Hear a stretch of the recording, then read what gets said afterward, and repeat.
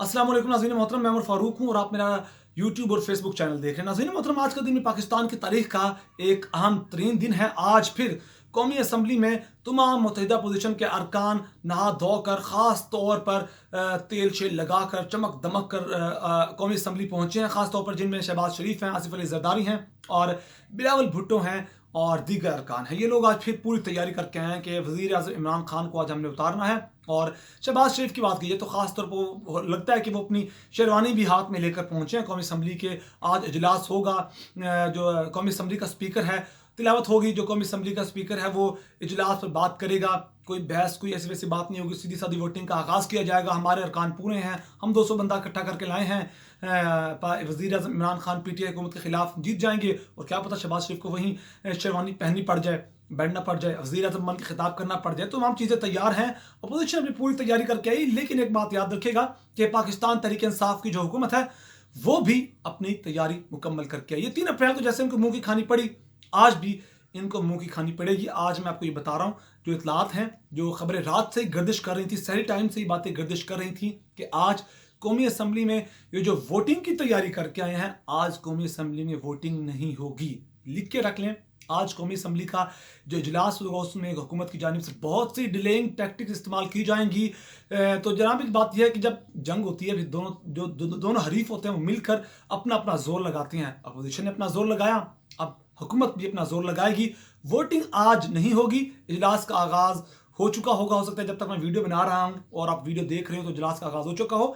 तो अहम तरीन सवाल है कि वोटिंग नहीं होगी। तो ये आज कौमी असम्बली का इजलास है जो तहरीक अदम एतमाद की वोटिंग के लिए बुलाया गया। ये केस में क्या होगा, ये कैसे सेशन कैसे कंप्लीट होगा, क्योंकि यहाँ एक और अहम तरीन सवाल है। आप सोचते होंगे कि सुप्रीम कोर्ट ने कहा है कि आज के दिन या इस सेशन के अंदर वोटिंग ज़रूर होनी चाहिए। तो जनाब इस सेशन में ही वोटिंग होगी। सेशन का मतलब नहीं है कि आज इजलास हो तो आज ही वोटिंग हो। सेशन का आगाज़ आज से हुआ है और जो बातें कही जा रही हैं, जो बातें सुनने में आ रही हैं वो ये है कि ये सेशन खींच कर 3 दिन तक ले जा सकते हैं। यानी कि आज हफ्ता है, कल इतवार है, परसों पीर है। आज तो वोटिंग नहीं होगी। आज फिर जो उश्कने और शेरवानी साथ लेकर आए हैं वो उसी तरह गाड़ी में लटका कर घर को लेकर जाएंगे।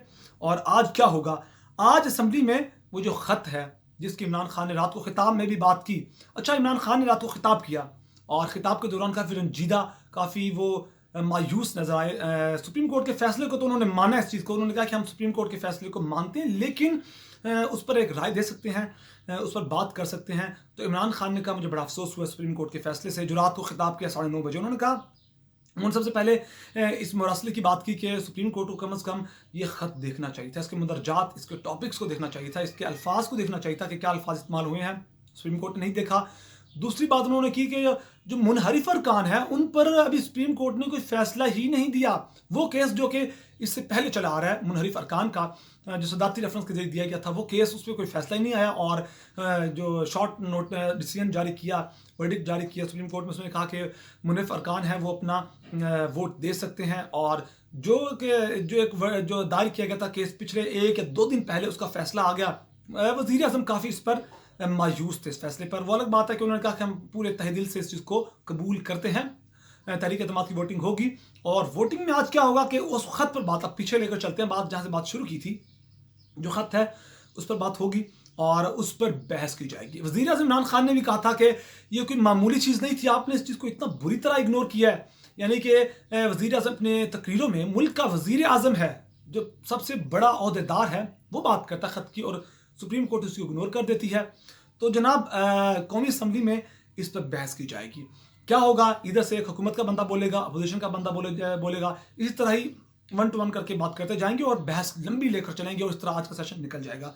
और कोशिश की जा रही कल का सेशन भी निकल जाए, परसों के दिन कोशिश की उम्मीद है कि वोटिंग करवाई जाए। ये 3 दिन क्यों ले रहे हैं, ये बड़ा अहम सवाल है कि हुकूमत 3 दिन क्यों चाहती है। जनाब हुकूमत ने कल ऐलान किया कि हम असम्बली के अरकान के अंदर जो ख़त है वो सामने रखेंगे, जितना हम उसको ओपन कर सकते हैं उसको ओपन करेंगे। क्योंकि कुछ कोड्स होते हैं, इमरान खान ने आपको कहा था वो कोड हम सामने नहीं ला सकते, लेकिन जितना हमारी कोशिश है, जितना मुमकिन है उस खत को सामने लाएंगे और उसके बाद देखेंगे कि कौमी असम्बली के अरकान जितने भी हैं, उनमें अपोजिशन के लोग भी शामिल हैं, उनमें हुकूमती अरकान भी शामिल हैं, मुनहरिफ अरकान भी शामिल हैं, वो लोग इससे क्या खस करते हैं। क्या वो अपने ज़मीर का जो सौदा किया गया मुनहरिफ अरकान ने, वो क्या, उसके अलावा भी जब एक मुल्क के खिलाफ साजिश हो रही हो तो क्या हुकूमत, क्या अपोजिशन, कोई भी रुकन कौमी असम्बली का अपने मुल्क का सौदा नहीं कर सकता। तो इमरान वो अब ये टाइम लैप्स ले रहे हैं, एक कि किसी तरह कुछ ऐसा किया जाए कि लोग वो ख़त पढ़ें, उसमें से इनको चीज़ समझ आए कि अगर हम इमरान खान की हुकूमत को उतारते हैं या रिजीम चेंज करते हैं तो जनाब ये हमारे मुल्क के खिलाफ साजिश होगी और ये लोग ये वक्त मांगना चाह रहे हैं।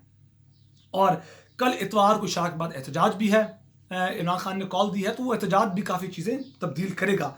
इसके अलावा ख़त दिखाया जाएगा, वो बात पहले कर चुके हैं, और ज़मीन जो ज़मीर बेचे जा चुके हैं उनको हो सकता है कि वो अपने ज़मीर की आवाज़ दोबारा सुन लें, और हो सकता है कि मुनहरिफ अरकान मुझे नहीं लगता कि वो अब अपना फैसला बदलेंगे। उनकी डील हो चुकी, पैसे पकड़ चुके हैं वो लोग, जैसा कि इंटेलिजेंस रिपोर्ट्स में आए कितने करोड़ों अरबों रुपए उन्होंने लिए हैं, वो डील नहीं बदलेंगे। लेकिन हो सकता है कि तहरीक इंसाफ की कोशिश है कि वो लोग PMLN और दीगर पीपल्स पार्टी में से जो बाज़मीर लोग हैं उनको खींच कर लाएं और वोटिंग के दिन वो पाकिस्तान तहरीक इंसाफ यानी कि हुकूमत के हक में वोट दें।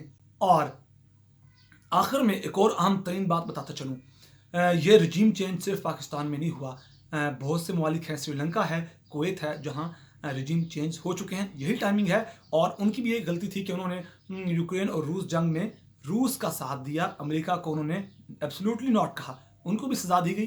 पाकिस्तान है, पाकिस्तान में भी ये रजीम चेंज करने की कोशिश की जा रही है, लेकिन वो शायद जानते नहीं है कि उनका पाला इमरान खान के साथ पड़ा है, जो ना कभी हारा है ना उसने कहा है कि मैं कभी हारूंगा। तो कौमी असम्बली का इजलास जारी है, अगली वीडियो में देखिएगा कि ये ऊँट किस कलर बैठता है। तो नाज़रीन मोहतरम, मुझे इजाज़त दीजिए। अगर आपको वीडियो पसंद है तो प्लीज़ मेरे चैनल को सब्सक्राइब कीजिए, अपना बहुत सारा ख्याल रखिएगा, वीडियो को भी लाइक कीजिए और ज़्यादा से ज़्यादा शेयर कीजिए। अपना बहुत सारा ख्याल रखिएगा, हमें तो हम याद रखिएगा। अल्लाह निगहबान।